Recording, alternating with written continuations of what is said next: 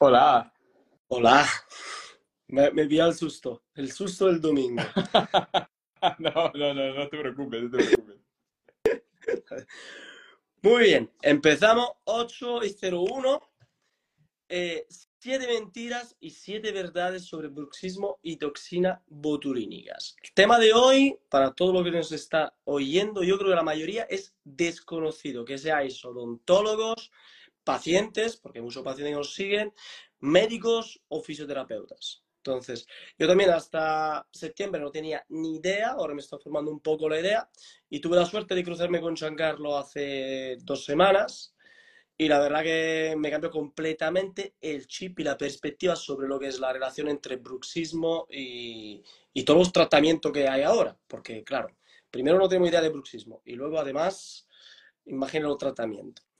Entonces, primero quiero saber qué temperatura por ahí, Giancarlo, porque aquí hace un frío en Madrid. No os imaginar ahí. ¿Qué tal, Fabio? ¿Cómo estás? Aquí está, hoy día está más tranquilo, hoy está más tranquilo, estamos a 4 grados, Ah, creo, está más tranquilo, pero bueno, hace 2 días estábamos a -7, entonces cambia bastante. cambia bastante. Bueno, ya te he dicho que ya te diré al final lo que acabarás haciendo tú. Ya te lo he dicho. Nada, antes que nada, antes de presentarte, que ahora te presento un poco yo y luego te presentas tú bien, porque sé que tienes mucho que contarnos. Giancarlo, el otro día nos vino a dar clase al máster. Ahora eres docente, probablemente en la universidad que tiene más investigación sobre este tema. ¿Y tienes más de 70 artículos publicados o me he equivocado yo en búsqueda? Más o menos eso, sí, Más, sí, más o menos, más o menos. no, tirando a más, creo yo. Entonces, lo dicho, esperando que la gente se conecte, porque de todas formas, domingo es muy lento a la gente en España, ya sabes qué pasa aquí por las calles. Me gustaría un poco que nos cuentes tu trayectoria, porque desde cuándo elegiste odontología hasta dónde estás ahora, que todavía es un misterio. Sí, bueno, bueno, primero gracias por la invitación, ¿no? Gracias por la invitación. Para mí siempre es bastante bueno y me gusta mucho dar este tipo de conversaciones informales porque creo que es la mejor forma que tenemos de divulgar conocimientos de una forma bastante tranquila, ¿no? Sin esconder nada. Pudiendo responder absolutamente todo lo que tanto tú como no sé si las personas van a preguntar alguna cosa. Entonces, Fabio, muchas gracias por la Gracias invitación. a ti Y por venir, o sea, no, no. Y bueno, bueno, yo soy peruano, ¿no? Yo soy peruano, eh, soy dentista, me gradué en Perú en el año 2008, sí, diciembre del 2008. Y bueno, trabajé en Perú como clínico general por aproximadamente unos 3 años y medio, hasta que fui a Brasil, donde me quedé 12 años en Brasil, donde hice dos especialidades. La primera era en rehabilitación oral, lo que sería prótesis, ¿no? Y la segunda fue en dolor orofacial y disfunción temporomandibular. Y al mismo tiempo, pues hice una maestría, hice el doctorado, también en esta área de dolor orofacial, donde comencé a trabajar con toxina botulínica, que probablemente sea mi línea de investigación más fuerte dentro de las que tengo. Y finalizando, pues hice postdoctorado, donde también en el postdoctorado en la Universidad de Sao Paulo, donde me quedé 3 años aproximadamente haciendo full investigación. Durante ese tiempo ya comencé a dar algunas conferencias para algunas sociedades de dolor internacional. Y bueno, yo siempre digo que tuve la suerte de que la toxina botulínica cayó en mis manos en una época donde comenzó todo el boom de la toxina botulínica, ¿no?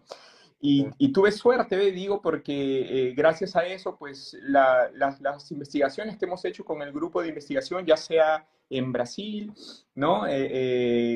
Han sido bastante conocidas.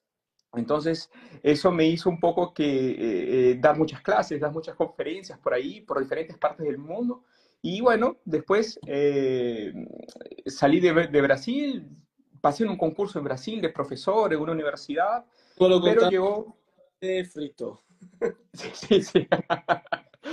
Pero bueno, me llegó la oportunidad de emigrar y primero fui a Portugal, donde todavía trabajo en Portugal. Soy profesor asistente de la Universidad Egas Muniz, ¿no? Que está en Lisboa. Sí. Y al mismo tiempo salió la oportunidad de trabajar como investigador en el Instituto Karolinska, que es donde estoy ahorita, Instituto Karolinska en Estocolmo, en Suecia, donde estoy viviendo 100% del tiempo. Voy a Portugal a cada 3 meses, ¿no? Pero 100% del tiempo estoy aquí en Estocolmo, no, en el Karolinska, donde estamos haciendo investigaciones también continuando con esta línea de toxina botulínica para trastornos temporomandibulares y para bruxismo, que al final creo que podemos hablar un poquito de lo que estamos haciendo por aquí No, y no, es eso, y es eso. Entonces me ese es un... gustaría que me contara qué tenéis pensado hacer, porque claro, aquí en España, tú sabes, lo hemos hablado hace 2 semanas, tengo un poquito de bloqueo con el tema de la toxina botulínica. Entonces, estáis años luces adelante. Por esto que yo creo que esta charla, sobre todo por quién se está conectando ahora, que más o menos ahora se está conectando la gente, os va a resultar no solo interesante, más algo completamente desconocido. Y pensar también que estamos todos convencidos que en unos años, también los odontólogos, tenemos la habitación, tendremos la posibilidad de usar la toxina entre nuestros tratamientos. No solo de estética, que ya donde los odontólogos se quieren tirar, pero sobre todo por problemas como este del bruxismo. Entonces, nada, yo quiero empezar, tú sabes, como empezaste tú la clase el otro día, fuerte. La primera pregunta te la hago seca, siempre empezamos el podcast así. ¿Es la toxina botulínica tu primera opción para el tratamiento del bruxismo? Te voy a responder igual como comencé en la clase. No, no, y creo que ese es el mensaje inicial que las personas que están aquí escuchándonos tienen que salir con ese mensaje. La toxina botulínica, bueno, voy a hablar en mi práctica clínica, no es la primera opción de tratamiento, pero no es porque yo lo digo, sino es porque la evidencia científica nos dice que la toxina botulínica no es el primer tratamiento para ningún tipo de los bruxismos, ¿no? Ya sea para el bruxismo del sueño o para el bruxismo de la vigilia.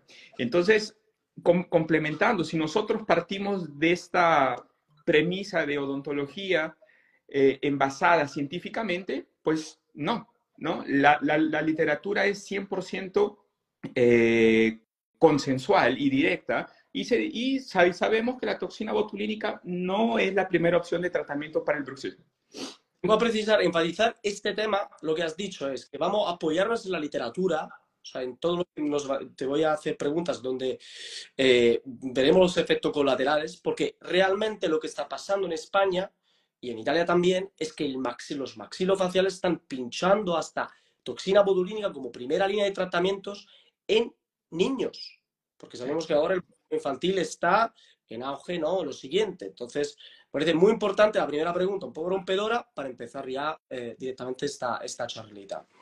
Y gracias por responder tan directo como eres. Primero, quiero que enfocamos, yo creo que le he hecho también a Miguel, que ha venido aquí también, en el bruxismo, porque aquí tenemos la tendencia a pensar que el bruxismo es desgaste dental. Eh, Dame una definición tuya personal de lo que al día de hoy piensas que es el bruxismo. Mira, para mí el bruxismo es una actividad de los músculos de la masticación. Creo para decirlo de una forma la forma más simple posible.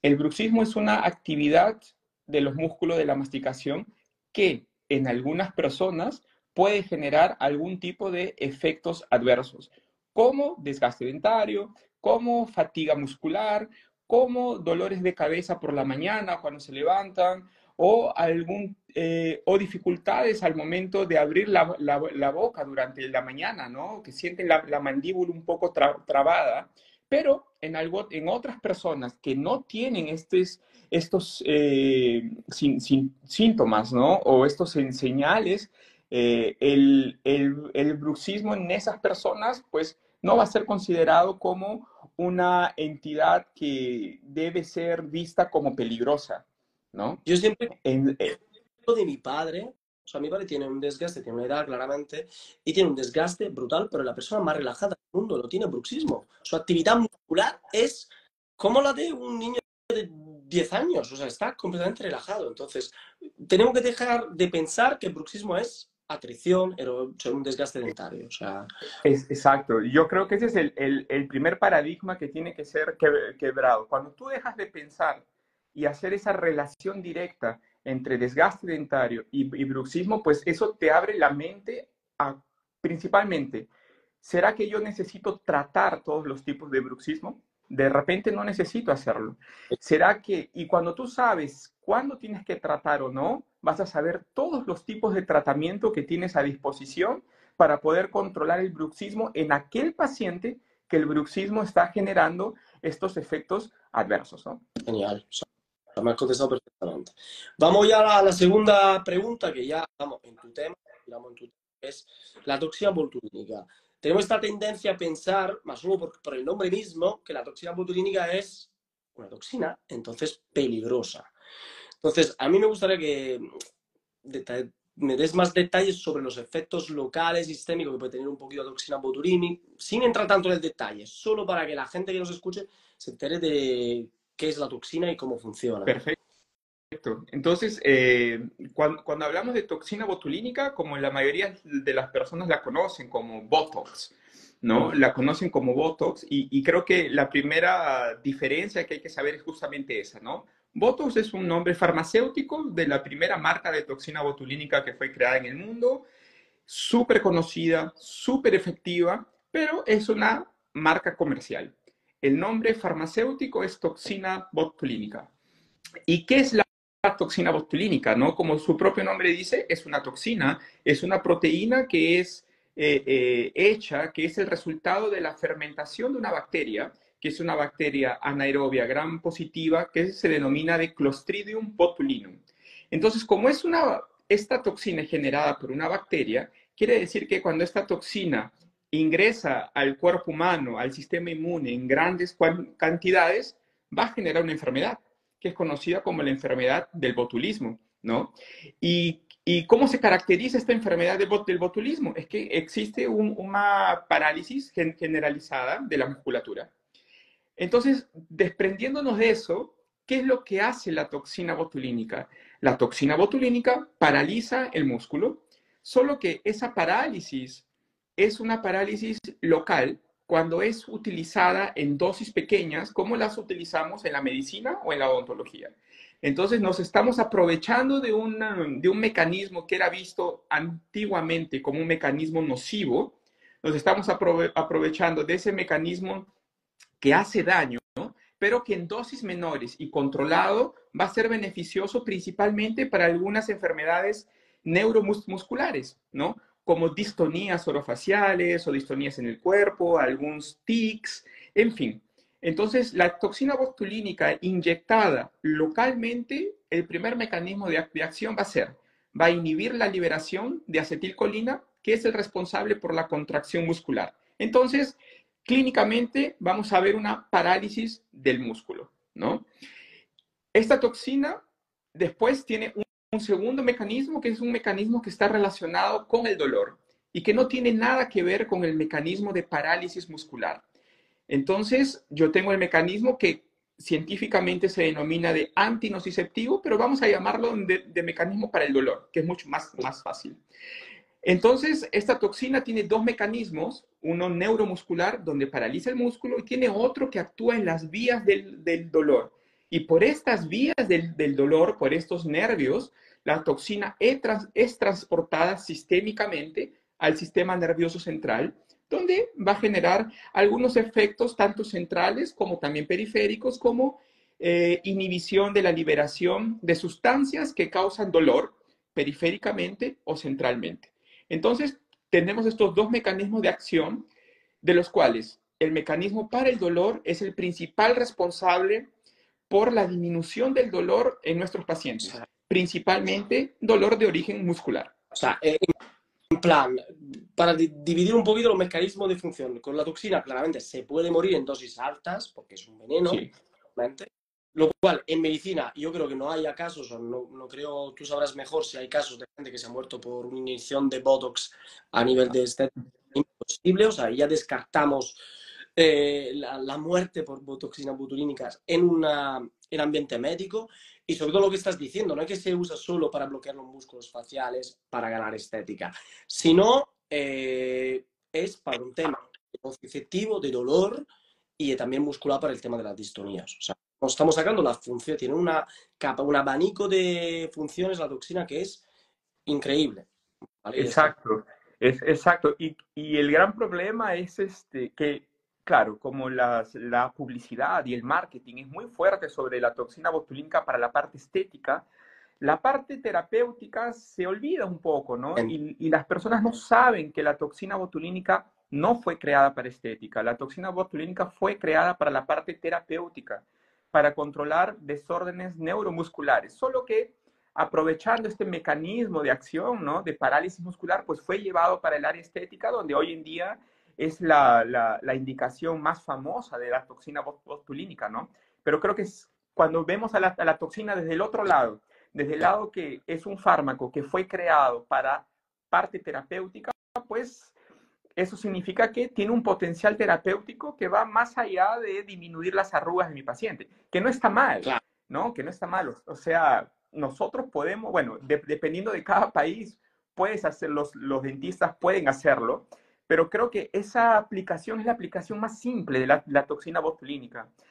A pesar que tal vez sea la más lucrativa, ¿no? Y eso también es súper importante en el consultorio, creo que es la más simple porque el mecanismo es el más sencillo y es lo más fácil de aprender cuando tú haces un curso de toxina botulínica. Lo más difícil es saber qué hace y principalmente qué efectos adversos puede tener cuando tú la aplicas en algunos músculos específicos, que ya vamos a conversar de eso probablemente, y cómo esto se va a refletir en la clínica del dentista.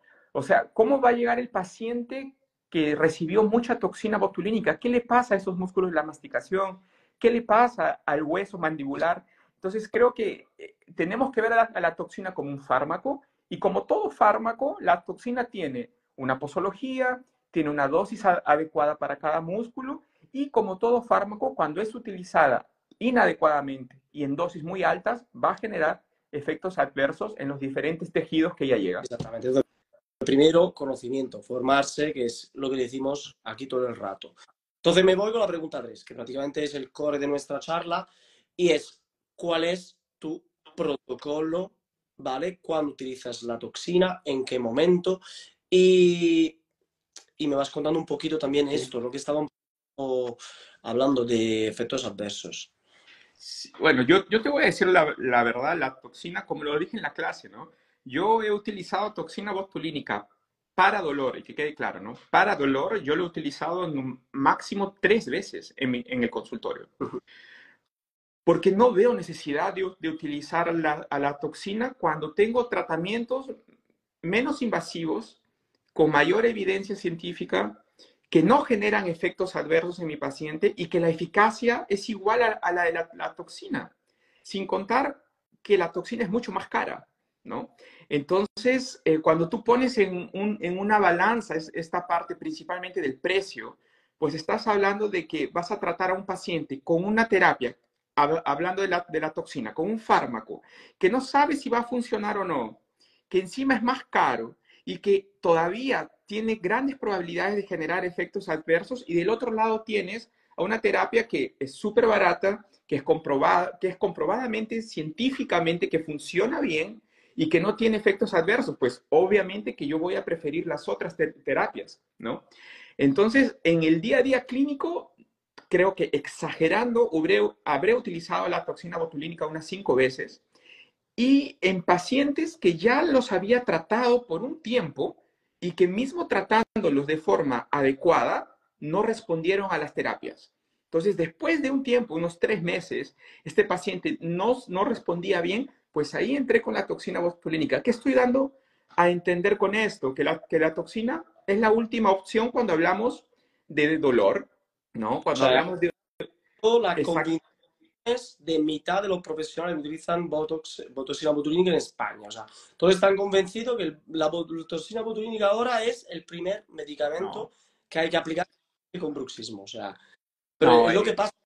Que, sí, Sí, eso es bastante triste y preocupante, porque yo creo que el hecho de usar toxina botulínica, bueno, y tú ya sabes, ahí en la clase yo soy bien directo, ¿no? Entonces yo voy a decir lo que pienso. Yo creo que cuando vemos a algún profesional que usa la toxina botulínica como primera opción para dolor o para bruxismo, pues creo que está pesando mucho más la parte económica de cuánto se le Exacto. puede cobrar al paciente que la parte realmente de tratar al paciente. Y eso es preocupante, ¿no? Entonces, no he usado la toxina botulínica mucho. Las veces que lo he usado, siempre, como ya te decía, ¿no? Lo he utilizado como última opción terapéutica en pacientes que no respondieron a las terapias que generalmente nuestros pacientes responden, ¿no? Y cuando la he utilizado, siempre la he utilizado en dosis bastante bajas, ¿no? Porque muchos de nuestros trabajos, ¿no? Que hemos desenvuelto durante estos últimos 10, 12 años, indican que cuanto mayor es la dosis de toxina botulínica, mayor es la probabilidad de generar efectos adversos a nivel muscular, a nivel óseo y a nivel funcional, ¿no? O sea, que Y cuando nosotros, que también es otra, porque yo tengo colegas que se están infiltrando toxina botulínicas para bruxismo cada 3 meses, 4 meses. Entonces, explica un poquito aquí cuáles son los efectos adversos para que la gente un sí, poco...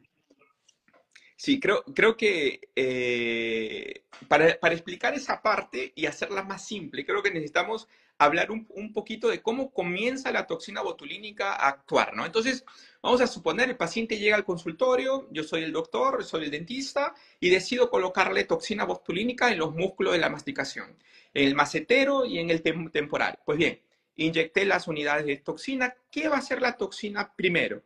La toxina va a ingresar al nervio y va a inhibir la liberación de acetilcolina, que es el responsable por la contracción muscular. Es eso lo que la toxina hace. Independientemente si yo estoy inyectando toxina para dolor o para parálisis muscular, el músculo va a estar paralizado, porque acuérdense que son dos mecanismos que están en la misma toxina. Entonces, si yo trato el dolor con toxina, tengo que esperar que el músculo también se paralice un poco, porque sería un efecto del mecanismo de acción de parálisis de la toxina. Bueno, una vez que la toxina entró al nervio, inhibió la liberación de acetilcolina, paralizó ese músculo.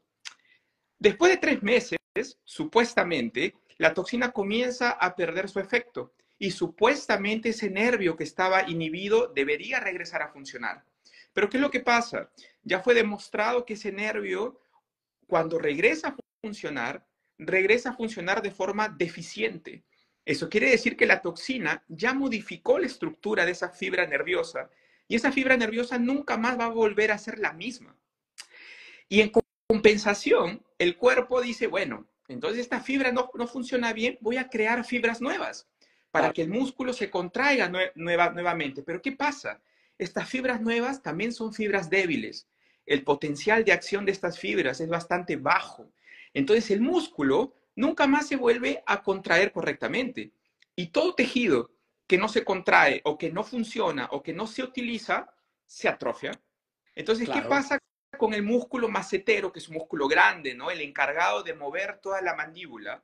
Pues el macetero automáticamente, al no se contraer, comienza a disminuir su tamaño, comienza a perder número de fibras musculares, comienza a cambiar las fibras musculares por tejido adiposo, por grasa, ¿no? O sea que, Y las fibras que quedan cambian también su composición y se vuelven fibras menos resistentes a las fuerzas de fatiga o de compresión.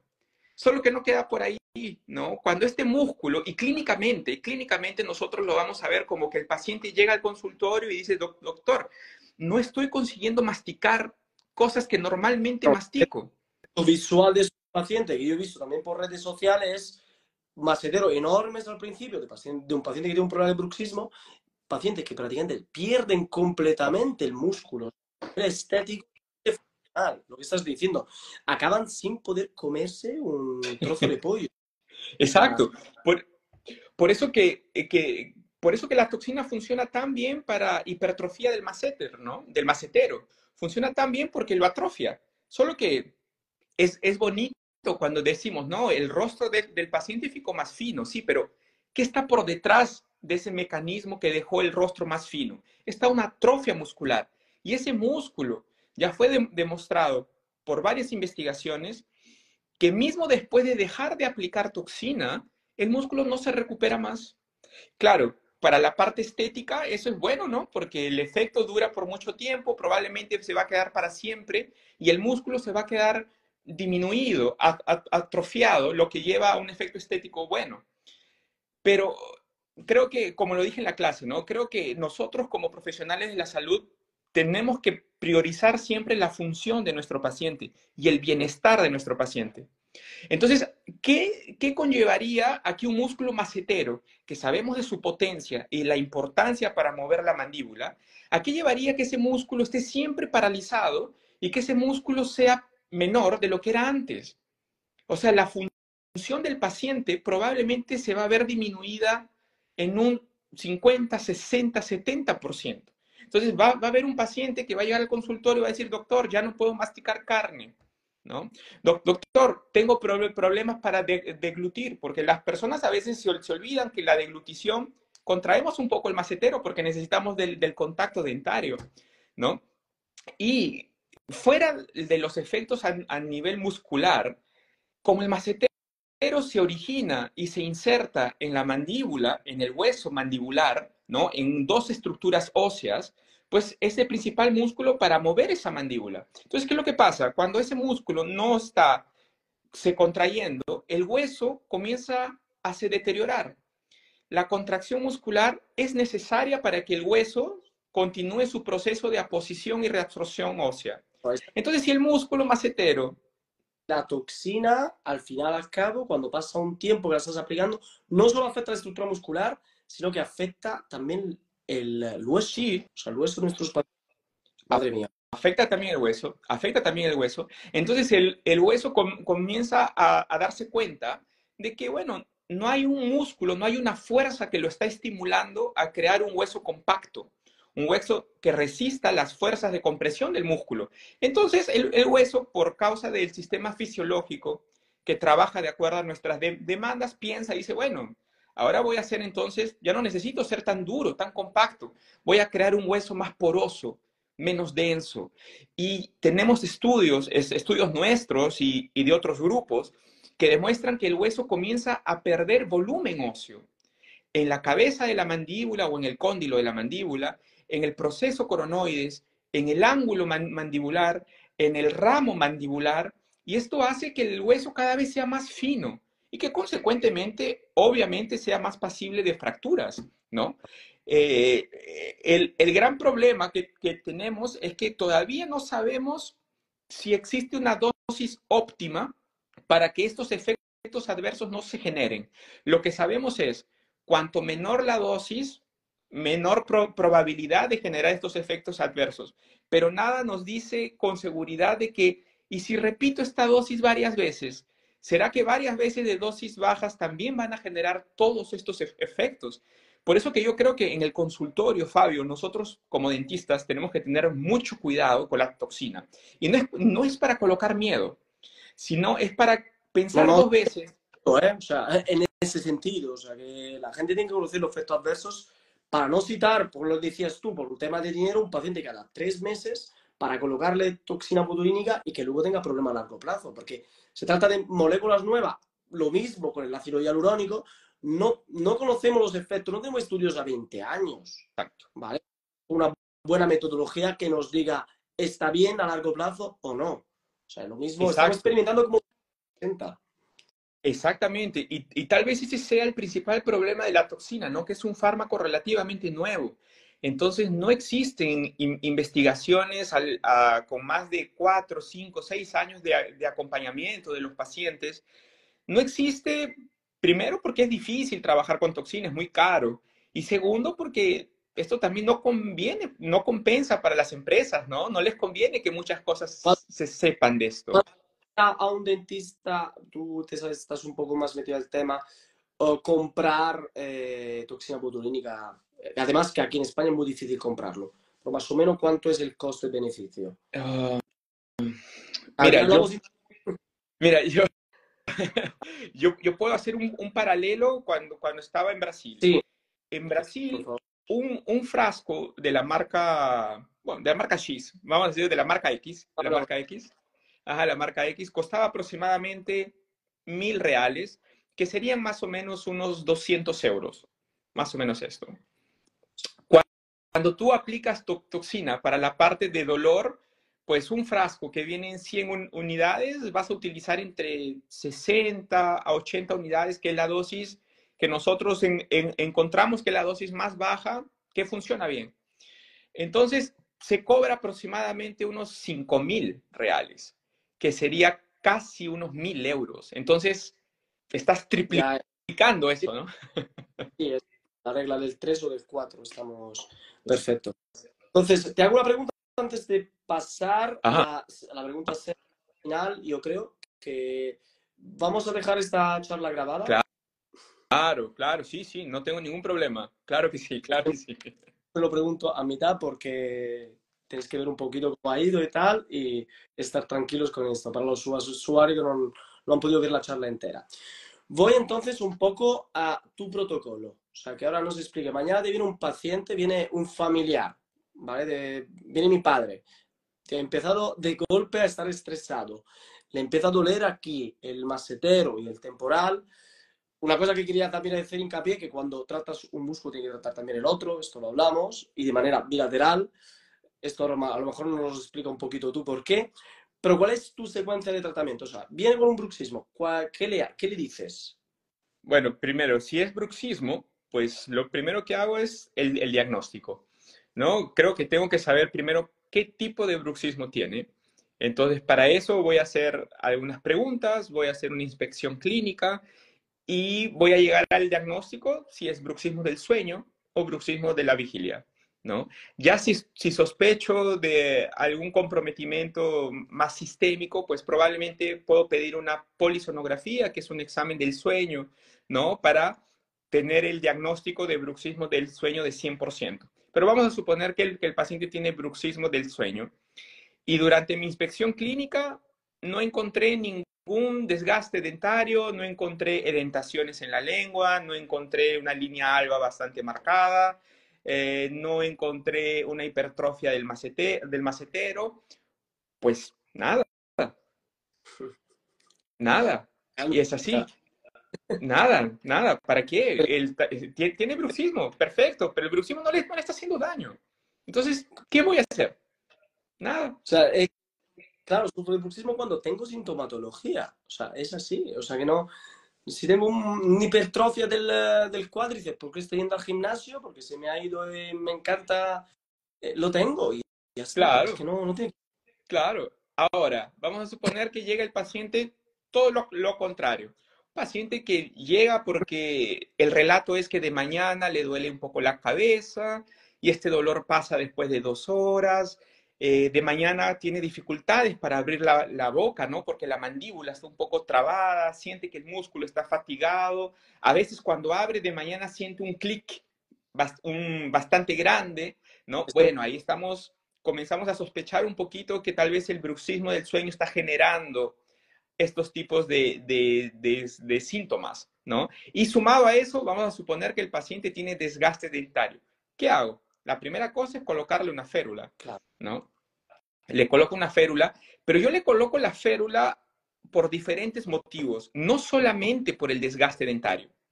Le coloco la férula porque esta férula va a proteger los dientes, claro, que es lo principal que esta férula hace en un paciente con bruxismo, pero ya que este paciente me refirió que le duele un poquito la articulación, ¿no? En la mañana y tiene este clic, pues tal vez esa férula va a ayudar a descomprimir un poco esa articulación temporomandibular, lo que lo va a ayudar a este paciente. Tal vez va a ayudar a que este dolor que sentía en la mañana ya no lo sienta tanto, ¿no? Pero sí, mismo con la férula, el paciente comienza a sentir este dolor, fatiga, más es una fatiga, ¿no? Más es una fatiga, probablemente le voy a recomendar a este paciente algunas compresas de agua caliente durante la mañana y en la noche. Y ese sería el abordaje inicial. Claro que no podemos descartar que yo necesito hacer una anamnesis completa y saber si este paciente toma algún tipo de medicación Es, que puede estar generando algún tipo de bruxismo secundario. Bueno, pero ahí ya es complicando un poco el panorama, ¿no? Pero de forma general, yo haría eso en un paciente con bruxismo del sueño. Y obviamente, si yo sé que es un paciente que tiene características de un paciente que tiene apnea obstructiva del sueño, ¿no? Un paciente más gordito, con el cuello un poquito mayor, ¿no? Pues probablemente en este paciente el tratamiento ya sería un poco diferente. Probablemente ahí voy a necesitar de una polisonografía con seguridad, tal vez un dispositivo de avance mandibular para este paciente, ¿no? Eh, algunos consejos para disminuir el peso, en fin. Entonces, lo bueno que esta área, ¿no? Como tú ya te has dado cuenta, no existe un tratamiento padrón, no, un estándar, ¿no? hay que ir un poquito tocando de poco a más. Entonces, Siempre. la primera línea es la anamnesis, saber dónde está el problema.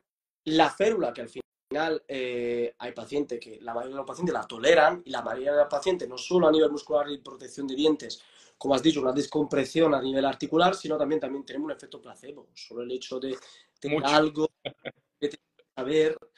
Y luego, la pregunta que te quiero hacer es si la férula no funciona o si la férula dice, el paciente te viene y dice, sigo con los dolores de cabeza, sigo tal. ¿Qué línea Perfecto. vas a...? Ahí si el paciente me dice, no, sigo con el dolor aquí, bueno, ahí yo procedo a hacer una palpación y ver si estamos hablando de un trastorno temporomandibular, que es totalmente diferente al bruxismo del sueño. Entonces, si después de hacer toda la anamnesis, ahora para trastornos temporomandibulares, y llego al diagnóstico de un dolor miofacial o de una mialgia local, pues ahí los tratamientos son totalmente diferentes. El paciente va a continuar con la férula, va a continuar con la férula, pero ahí yo puedo hacer uso de medicación, de relajantes musculares, dependiendo del grado de cronicidad de este paciente, puedo comenzar a cambiar la medicación, puedo entrar con dosis bajas de antidepresivos, por ejemplo, que pueden ayudar a este paciente en el sueño si no está durmiendo bien, ¿no? Puedo hacer algún tipo de infiltraciones, ¿no? Con anestésicos, o puedo hacer una punción seca. Eh, obviamente continuar con la parte de terapia cognitivo-comportamental, ¿no? Decirle al paciente las cosas que tiene que parar de hacer, las parafunciones, por ejemplo, si las tiene, como comerse las uñas, masticar mucho chicle, ¿no? O estar siempre con alguna cosa entre los dientes mordiéndolo, la posición de la mandíbula, ¿no? En algunos casos influencia mucho. Entonces, estas cosas es parte del tratamiento que el paciente tiene que hacer por sí mismo en casa, Claro, ¿no? Yo siempre le digo al paciente, mira, yo te voy a tratar, pero 60% del éxito del tratamiento es tuyo, es exactamente. O sea, tuyo. Tienes que ayudarme. repetimos, cojo el ejemplo del gimnasio. Si yo voy al gimnasio y un día tengo un problema muscular porque me he pasado con las mancuernas, lo primero es reposo. Entonces, Claro,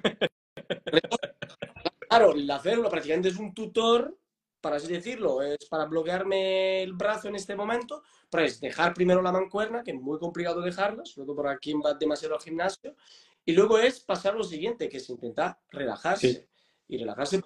Y aquí entra muy importante lo que has dicho, los tratamientos muchísimo menos invasivos, que pueden ser una infiltración de anestesia que hacemos en gabinete, bastantes. Si conoces la anatomía, deberíamos conocerla, yo me he dado cuenta que la conocía no tan bien como pensaba, eh, muscular de estos músculos, ¿vale? Que estábamos un poquito adelantando, que tiene que ser siempre bilateral y intentando siempre que los músculos agonistas sean tratados a la vez. No puedo tratar solo el massetero y olvidarme del temporal y viceversa. Y realmente luego unas series de cosas, de ejercicios, entre comillas, que tiene que hacer sí. el paciente.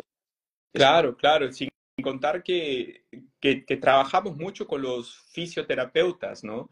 Exactamente. Entonces, tenemos que tener el fisio, a veces tenemos que recorrer a los fonoaudiólogos también. Entonces, es un tratamiento, yo creo que tratar a un paciente con DTM, y vamos a hablar de un trastorno temporomandibular un poquito más crónico, no es fácil.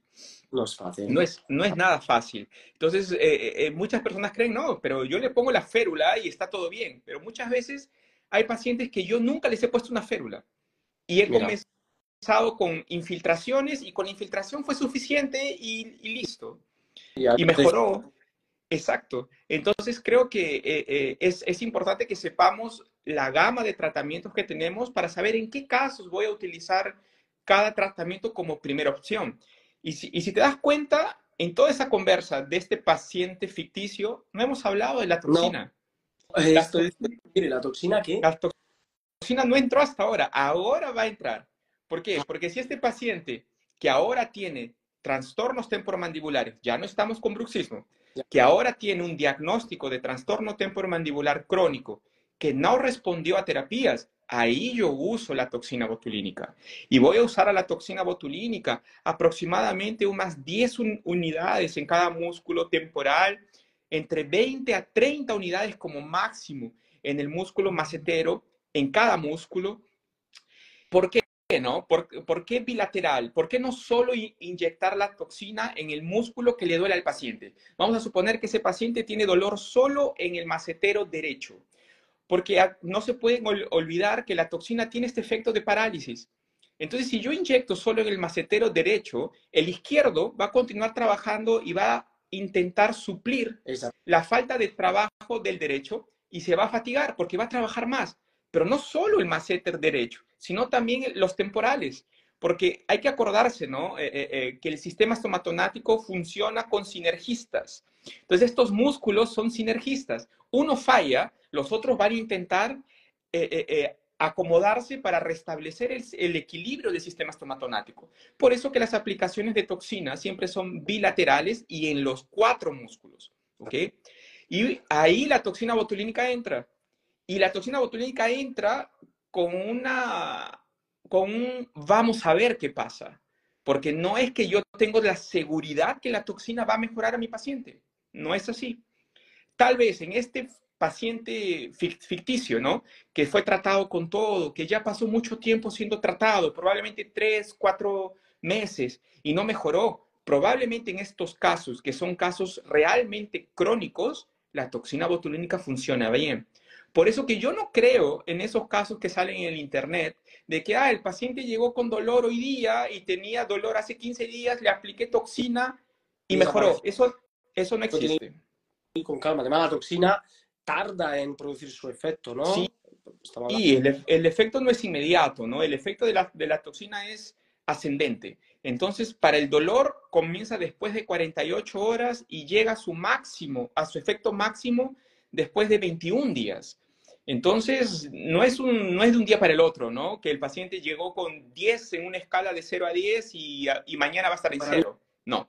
una razón más para tenerla en primera línea, porque, por ejemplo, bloqueo anestético, la infiltración, es algo que se hace al momento, el paciente siente alivio al momento, entonces ya descartas otro tipo de patología que puede ser más severa, como has dicho bien, trastornos temporomandibulares. Exacto, exacto. Nada, yo voy a cerrar porque si no se cae no me deja más de 50 minutos. Esta es la única limitación que tenemos con Instagram. Y nada, no quiero perder el tiempo para no puedo no agradecerte de haber venido aquí. Espero que con todo lo que sabes, luego nos has enseñado muchísimos casos a nivel de estética. Me encantaría que volviese a hablar un poquito sobre esa. Es algo Claro. me flipa y que podemos jugar bien con la toxina, que creo que es una de las indicaciones Sí. más importantes.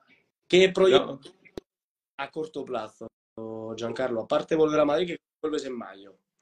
vuelvo en mayo, sí, para el Congreso, pero nada, ahorita enfocar más en las investigaciones que estamos haciendo aquí en el Karolinska para la parte terapéutica con toxina, donde estamos haciendo una serie de biopsias del músculo macetero para ver realmente qué hace la toxina en el músculo, ¿no? No existe ninguna investigación hasta el momento que haya hecho esto, entonces probablemente vamos a demostrar si el efecto de la toxina es mucho más periférico, o sea, si se queda restricto al músculo o si llega más al sistema nervioso central. Esa es una de las cosas que estamos haciendo. Paralelamente, pues con los alumnos que tengo en Brasil, estamos haciendo investigaciones para la parte estética. Entonces, creo que vienen bastantes cosas Eso. interesante en los próximos meses, algunos artículos nuevos por ahí. Pero creo que lo más importante y creo que el mensaje final de esta conversación, Fabio, es que las personas tienen que ir con mucho cuidado con la toxina botulínica. Creo que lo que vemos en redes sociales no es la mil maravillas sobre la toxina botulínica. Entonces, las personas tienen que buscar, sí, capacitarse. Yo soy totalmente a favor que el dentista use a la toxina botulínica siempre y cuando sea de forma responsable y no de forma lucrativa, que es lo que nosotros vemos en red social, ¿no? Entonces creo que lo más importante es eso. Lo que hemos discutido ahora, no sé si te gustó el ebook que te mandé, pero bueno, pueden encontrarlo en el ebook. Yo soy un privilegiado por haber leído ya, o sea, me lo comí en 2 días y ha tardado. La verdad que es una información tan directa como lo haces tú. O sea, yo aconsejo todo, intentaré mandaros en el grupo que tenemos todos los artículos, al menos luego me vas diciendo, me ayudas un poquito tú porque son Claro, demasiados, claro. ¿vale? Para mí, donde podéis leer en detalle lo que acabo de contaros Giancarlo. O sea, me parece todo tan importante, tan detallado. Además, los conocimientos que tiene este hombre es infinito sobre el tema. O sea, agradecer. No, para quien tenga interés, el ebook está en mi Instagram, solo entrar y pueden descargarlo ahí. Y nada, creo que no podemos ir contra a la toxina. La toxina es algo que ha llegado y va a llegar a todos los países del mundo. Va a llegar. Entonces creo que lo mejor que podemos hacer es no continuar con esta moda, porque lamentablemente se ve como una moda, sino adicionar a la toxina botulínica dentro de nuestro día a día clínico, pero de una forma responsable. Totalmente de acuerdo contigo. Os invito todos a seguir a Giancarlo, a seguir su trabajo y una vez más, desearte un feliz domingo y mañana a tope, que es lunes. Oh, no, para ti también, Fabio, un abrazo, muchas gracias por la invitación y gracias a todos los que estuvieron con nosotros. Y buenas noches a todos, chicos. Gracias por seguirnos.